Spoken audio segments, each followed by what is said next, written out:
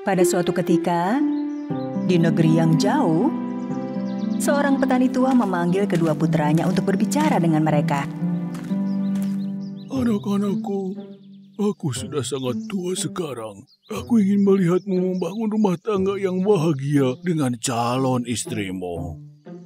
Petani itu pergi ke hutan bersama putra-putranya.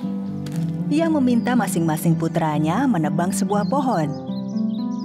Kalian akan temukan cinta dalam hidupmu. Sesuai jatuhnya arah pohon yang kau tebang. Tapi jangan lupa menanam kembali untuk setiap pohon yang kau tebang. Keduanya kemudian menanam 2 buah bibit pohon. Kemudian si sulung Jack menebang pohon tertua yang pernah dilihatnya, seperti kata sang ayah. Dan pohon itu tumbang ke arah utara. Kemudian si bungsu Thomas menebang sebuah pohon tua. Namun pohon itu tumbang di tengah jalan hutan. Sepertinya rusa betina di hutan sedang menunggumu untuk kau nikahi, Thomas. Thomas mencoba mengabaikan ledekan kakaknya. Kedua bersaudara lalu berangkat dengan keberanian besar. Beberapa saat kemudian, Jack menemukan cinta sejatinya di utara. Ia memberi bunga pada si gadis, lalu melamarnya. Sementara itu Thomas mengembara di hutan terpencil. Akhirnya ia melihat sebuah gubuk kecil di tengah hutan. Ia masuk, tetapi tak melihat siapapun. Tidak ada siapa-siapa di sini. Apa maksudmu tidak ada siapa-siapa? Aku di sini. Hah?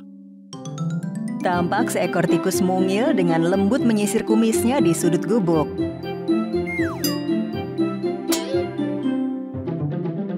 Kelihatannya kau kecewa. Baik, tapi kau tikus, bukan manusia. Aku datang ke sini untuk menemukan cinta sejatiku. Tikus kecil mengatakan bahwa ia bisa menjadi cinta sejati Thomas. Namun Thomas tak mempercayainya. Kalau begitu aku minta maaf. Kau tidak akan menemukan gadis lain di hutan ini. Hanya akulah satu-satunya yang akan menjadi cinta sejatimu. Tapi bagaimana aku bisa mempercayaimu?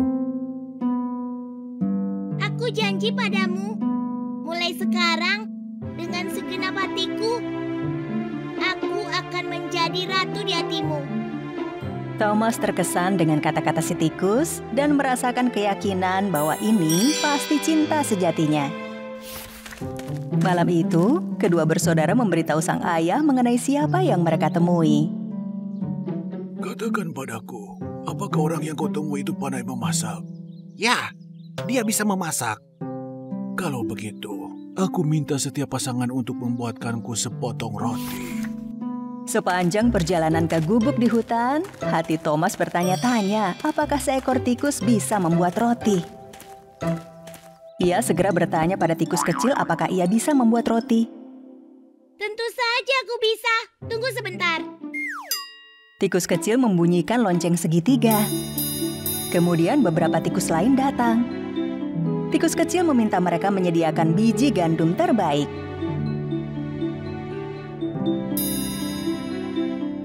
Saat Thomas menyaksikan dengan takjub, salah satu tikus membawa biji gandum terbaik.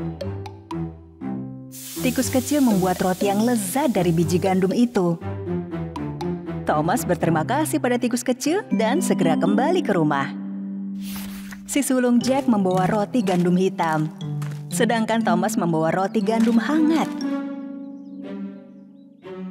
Kedua roti ini terlihat sangat enak, tapi yang paling segar adalah roti yang dibawa Thomas. Katakan padaku, Thomas, apakah pasanganmu seorang putri dari hutan? Petani mengatakan pada dua putranya sudah waktunya bertemu istri-istri mereka. Thomas menemui tikus kecil dengan sangat gembira. Tikus kecil dengan mengenakan gaun terbaiknya kemudian membunyikan bel. Sebuah kereta kencana cantik lengkap dengan pengemudinya hadir di hadapannya. Tikus kecil masuk ke kereta kencana lalu berangkat ke rumah Thomas. Dalam perjalanan, terlihat jembatan rapuh di atas sungai. Pengemudi kereta tak melihat ada batu di jembatan itu, sehingga membuat tikus terlempar ke sungai bersama keretanya. Oh tidak, cintaku. Apa yang akan kulakukan sekarang? Thomas menangis di jembatan. Air matanya jatuh ke air sungai deras di bawahnya. Wanita muda dan cantik tiba-tiba muncul di hadapannya. Ia berambut perak dan bermata biru. Thomas, tidak apa-apa. Ayo cepat naik, kita terlambat. Apa? Bagaimana? Kau? Ya Thomas, ini aku, cintamu. Sudah sejak lama sekali aku telah terkena mantra yang sangat jahat. Jika air matamu tidak jatuh dan bercampur dengan sungai, mungkin aku akan selamanya jadi seekor tikus.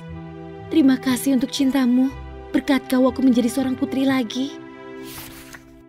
Thomas dan sang putri cantik akhirnya tiba di rumah Thomas. Thomas anakku, kami sangat senang kau memperkenalkan kami kepada seorang putri yang cantik. Ternyata keberuntungan Thomas bukan datang dari pohon yang ditebangnya, tetapi kebaikannya pada setiap hewan dan manusia yang ditemuinya. Sejak hari itu, Thomas dan putri cantik yang semula seekor tikus hidup bahagia sepanjang usia mereka.